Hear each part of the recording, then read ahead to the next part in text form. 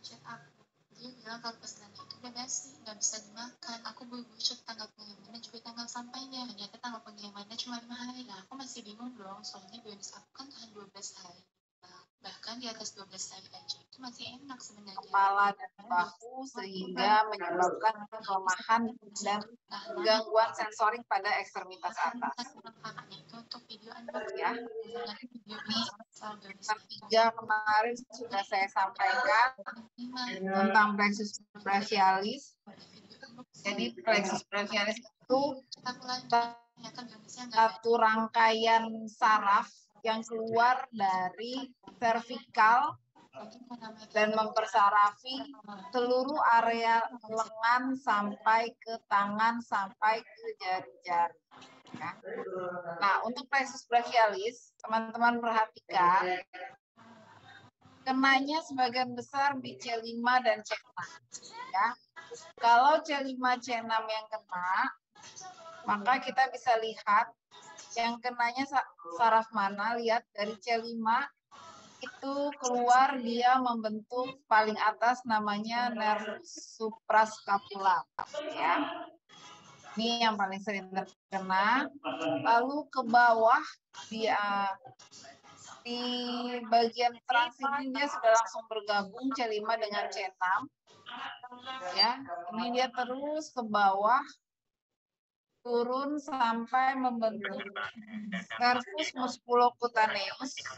Lalu C6-nya sendiri sebagiannya bergabung ke tengah dari C7 dan C8 membentuk nervus axillaris. Inilah saraf-saraf yang paling sering terkena dari plexus brachialis yang disebut sebagai epalsi. Jadi kenanya di nervus suprascapular, nervus musculocutaneus, dan nervus axillaris. Dokter siapa lagi itu? Traumanya seperti apa? Ini penyebab utamanya itu saat bersalin. Teman-teman bisa lihat di gambar yang sebelah kiri. Ini cara bayi keluar, ini namanya, ini area dasar panggul nih yang ada gambar kecil ini namanya dasar panggul, jadi bayi keluar kepalanya dulu. Ya. Posisinya agak miring bayinya. Untuk melahirkan bahu yang di atas, kepala bayinya kita arahkan ke bawah. Saat mau melahirkan yang bahu yang bawah, kepalanya ditarik ke atas. Saat menarik inilah, kalau ada hambatan, misalkan ini bahunya distonia, bahunya lemas atau besar, atau bayinya besar, ini mentok. Kalau mentok, tentunya baik dokter ataupun bidan akan berusaha menarik. Nah, tarikan itulah yang bisa menyebabkan rusaknya saraf, yang bisa menyebabkan cedera pada plexus brachialis. Bisa juga ini kalau memang sangat susah, kadang dokter atau bidan sampai menggunakan ini namanya forceps. Nah, kalau kita menarik dengan forceps, itu kita lebih nggak berasa lagi tuh, apa kita sudah overstretch atau enggak. Nah, ini lebih berbahaya lagi.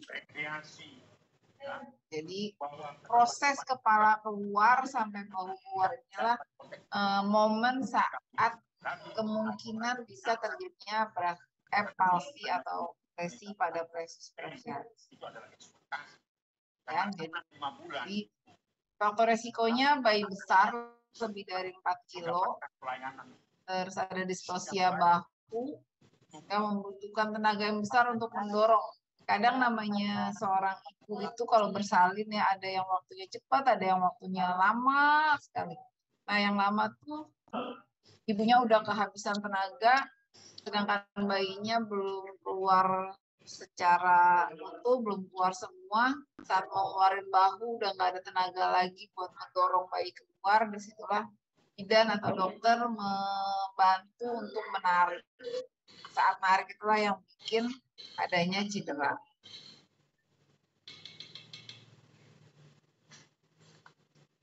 Atau kalau bayinya letak sungsang. Jadi walaupun bayinya kecil, kurang dari 3 kilo, tapi dia letaknya sungsang, biasanya kemungkinan untuk lahir normal itu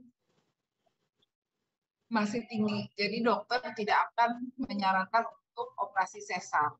Tapi resikonya saat keluarin pangkalnya duluan, bokongnya duluan yang keluar, bisa jadi tangannya nyangkut. Nah, tangannya nyangkut inilah bisa menyebabkan avulsi atau robek pada jaringan saraf. Jadi ini jenis-jenisnya. Teman-teman bisa lihat yang paling atas itu contoh avulsi. Avulsi itu jadi ini tulang belakang cervical 4 di foramennya ini nih, tempat keluarnya saraf, di situ dia nempel. Ini bisa terlepas ya. Ini yang paling kiri terlepas, jadi terlepas dari perlekatan. Kalau yang tengah ini robek. Dia minta dikirim lagi ke dia. Jadi bisa di tengah-tengah sarafnya ini terputus. Kan dia minta kita buat cari tahu. Atau tadi overstretch. Jadi nggak putus, tapi kalau teman-teman pura-pura mau beli kue, beli balon tuh yang panjang ya. Atau main plastisin, main lilin, yang harusnya misalkan segini ya diameternya, itu kita tarik kan mulur tapi udah nggak elastis lagi, itu yang disebut dengan overstretch.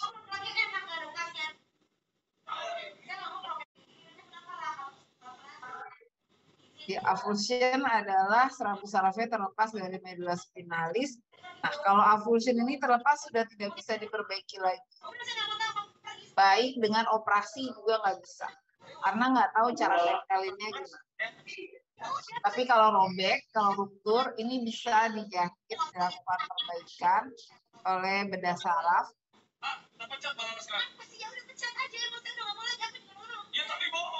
Ada juga namanya jenisnya neuroma, jadi nervusnya tumbuh kembali namun membentuk jaringan parut sehingga nanti dioperasi jaringan parutnya dihilangkan.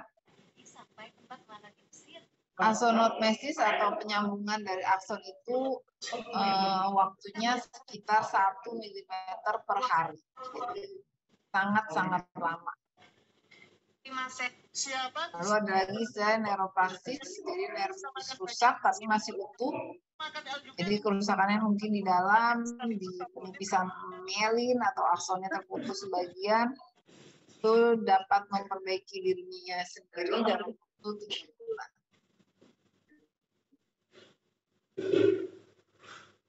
Sampai sini ada yang mau ditanyakan? Jadi kalau nanti ada pasien epalsi datang terus membawa hasil MRI, ada tulisannya avulsi, berarti itu sudah terlepas, maka bisa diapa-apain secara medis.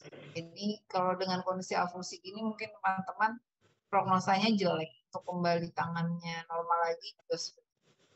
Kalau yang MRI-nya tulisannya ruptur tapi sudah dijahit, ya kemungkinan bisa kembali normal. Ini faktor resikonya ya. Faktor resiko dari ibu yaitu ibunya dengan berat badan yang berlebihan, jadi kenaikan berat badan saat hamilnya sangat over, lalu ibunya dengan diabetes, atau letak posisi rahimnya yang tidak normal.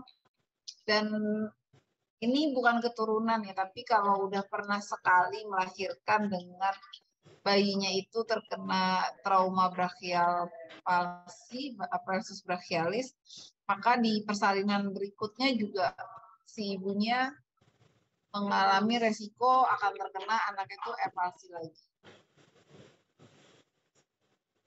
Lalu ini faktor janinnya yaitu fetal makrosomia. Fetal makrosomia itu bayinya besar. Ya. Nah ini faktor-faktor saat melahirkan tadi shouldernya atau bahunya kepentok karena tidak lentur ya, tidak bisa bergerak bahunya, mengalami stretch. Lalu persalinan yang lama, persalinan yang dibantu dengan forceps atau vakum, dan persalinan dengan posisi sungsang.